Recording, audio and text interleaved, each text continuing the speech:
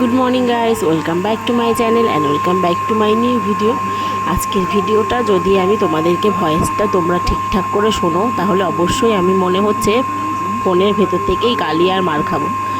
কারণ ভিডিওটা সেকালের পুরোনো দিনের ভিডিও হয়ে গেছে। কারণ এই ভিডিওটা ছিল শিবরাত্রির মেলার ভিডিও।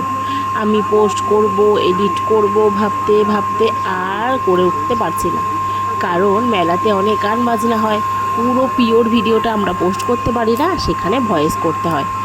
গান থাকলে আবার কপিরাইট পড়ে যায়। সেই ভয়েস করতে করতে এতটা লেট হয়ে যাবে আমি ভাবতেই পারিনি। আমি তো একটা ছোট্ট বাচ্চার মা, আসলে আমার সব কাজেতেই ছেলেকে নিয়েই আর কি আমি ব্যস্ত থাকি, নিজের টাইম করে কিচ্ছু করা হয় না।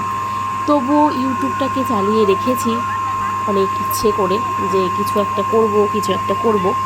কি আর করব, একদিন ভিডিও পোস্ট করি তো 10 দিন আর পোস্ট করতেই পারি না। ইউটিউবের কোনো দোষ না, দোষটা তো আমার নিজেরই। তো এটা ছিল আমাদের শিবরাত্রিতে আমাদের এখানে একটা জায়গা আছে জটেশ্বর, সেখানকার মেলাতে গিয়েছিলাম আমরা।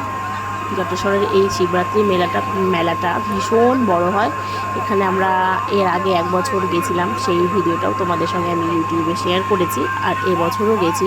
এবছর বেশিক্ষণ টাইম কাটাতে পারিনি মেলাতে, কিন্তু যতটুকু থেকেছি কী করেছি তোমরা দেখতেই পারছো। তো ভিডিওটা ভালো লাগলে অবশ্যই লাইক কমেন্ট করো আর আমার চ্যানেলটাকে সাবস্ক্রাইব করে দিও। তারপর সেই দিনটা ছিল শনিবার, আমরা কিছু খাবো না ভেবে গেছি, কিন্তু ছেলে এগরোলের দোকান দেখে বলছে এগরোল খাবে। কোনো দিনও কিন্তু সে খায়নি, যাই হোক মন করেছে, খাচ্ছে। তো আমার ভিডিওটা এখানেই আমি শেষ করছি। আর কিছুই ঘুরতে পারিনি যে ভিডিওটা একটু বেশি করে বানাবো। তো তোমরা দেখতে থাকো আমরা আর কী করেছি।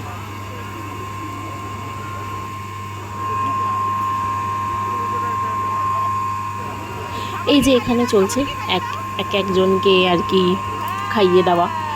তো আমি সেগুলোকে ভিডিও করছি। আমার যেহেতু শনিবার ছিল, আমি কোনোভাবেই খাবো না বাইরের খাবার। তো আমি এদেরকে ভিডিও করে দিচ্ছি, খাবার ফটো তুলে দিচ্ছি। আমার ছেলে আবার ওপরে বসে পড়েছে, ওপরে উঠে সে এবার ভিডিও বানাবে, বলছে নাগরদোলনায় উঠবো। তো নাগরদোলনায় এত বড় তো আমি কোনোদিনও উঠাইনি, ওকে ভয় পাই তাই জন্য উঠাইনি। না উঠিয়ে এই একটা টুল ছিল এখানে, এটাতে বসিয়ে দিয়েছি, নে তুই এবার এখান থেকে নাগরদোলনার ফিলটা করে নি।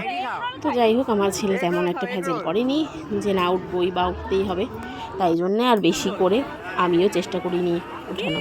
যতটা পেরেছি এখান থেকেই ঘুরিয়ে নিয়ে চলে এসেছি।